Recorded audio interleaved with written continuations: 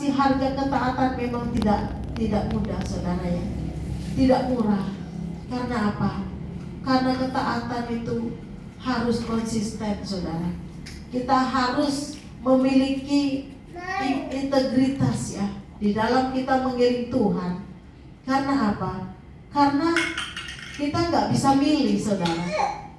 Ketaatan adalah harga mati yang harus kita kerjakan dalam kehidupan kita.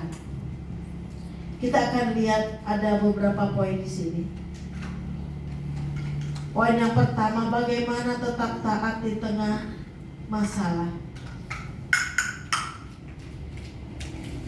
Yang pertama ialah mengandalkan firman Tuhan.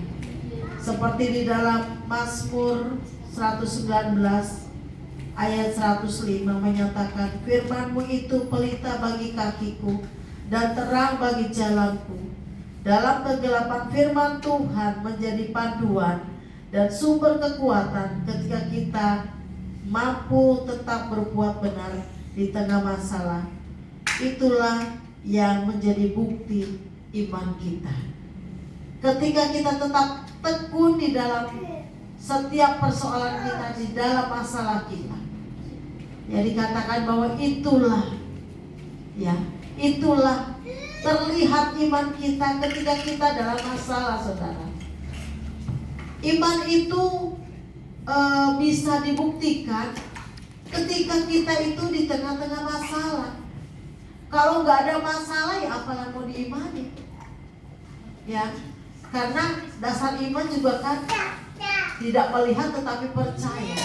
Jadi ketika kita ada dalam posisi yang tidak baik atau tidak menyenangkan, ya, ketika kita mampu untuk tetap berbuat benar di tengah masalah, itulah yang menjadikan bukti iman kita kepada Tuhan. Jadi apapun yang menjadi masalah kita harus tetap percaya, kita harus hidup benar, ya, supaya apa? Supaya di situ terlihat nilai iman kita di hadapan Tuhan. Dan yang kedua, saudara, berdoa dengan percaya. Saudara, banyak orang berdoa, tetapi terkadang ketika kita diperhadapkan dengan masalah, kita berdoanya tuh karena lihat masalahnya itu sepertinya besar, jadi kayak kurang percaya gitu ya. Seolah-olah gini, masalahku begitu besar, kayaknya susah ya untuk dilewati. Kayaknya masalahku nggak ada jalan keluar, sehingga kita seperti berdoa tetapi seperti kurang percaya. Sedangkan kalau kita percaya, kita bisa memindahkan gunung, kata firman Tuhan. Artinya kita bisa memindahkan masalah. Jadi orang yang berdoa tetapi tidak percaya, ya nggak dapat apa-apa. Makanya di sini dikatakan berdoa dengan penuh percaya. Filipi 4 ayat 6 mengingatkan kita untuk tidak cemas, melainkan dalam segala hal oleh doa dan permohonan dengan ucapan syukur menyampaikan permohonan kita kepada Allah. Bawalah semua kekhawatiran, kebutuhan dan keinginan kita kepada Tuhan. Lalu berimanlah bahwa Tuhan akan memberi jawaban kepada setiap masalah kita. Jadi ketika kita ada dalam masalah, ketika kita ada dalam titik yang terendah sekalipun, saudara, kita harus percaya bahwa Tuhan sanggup untuk melakukan segala perkara-perkara, ya, sekalipun mungkin bagi kita manusia itu tidak mungkin. Nggak mungkin lah Tuhan bisa, nggak mungkin saya bisa ditolong Tuhan. Tetapi saudara terkasih, dengan doa yang penuh dengan percaya kepada Tuhan, kita akan melihat bukti bahwa kuasa Tuhan lebih besar daripada masalah kita. Kuasa Tuhan lebih ajaib dari apa yang kita pikirkan, saudara. Terkadang Tuhan bukan tidak mau menjawab doa kita, tapi terkadang percaya kita yang kurang, saudara.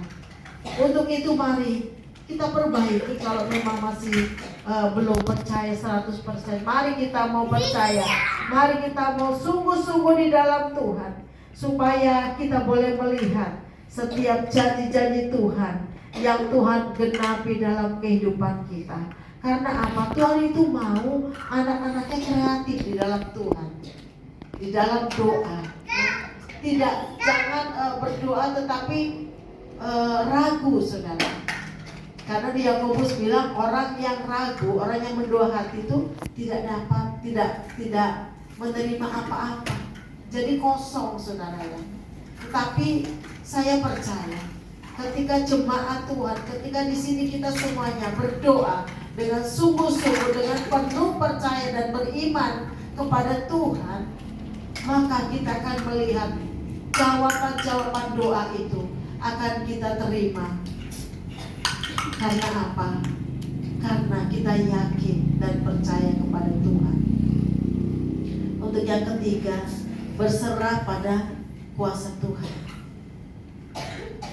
Langkah berikutnya adalah mengakui bahwa kekuatan kita terbatas, sehingga kita mau menyerahkan semuanya kepada Tuhan, seperti yang terungkap dalam 2 Korintus 12 ayat 9. Tetapi jawab Tuhan kepadaku, cukuplah kasih karuniaku bagimu, sebab justru dalam kelemahanlah kuasaku menjadi sempurna.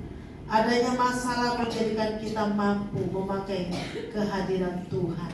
Saudara terkasih, Rasul Paulus berkata bahwa dia merasakan ya, ketika dia ada dalam posisi yang lemah dan tidak berdaya. Di situ Rasul Paulus mengatakan bahwa Tuhan, kuasa Tuhan sempurna. Jadi saudara terkasih, yang ketiga ini berserah pada kuasa Tuhan. Memang kita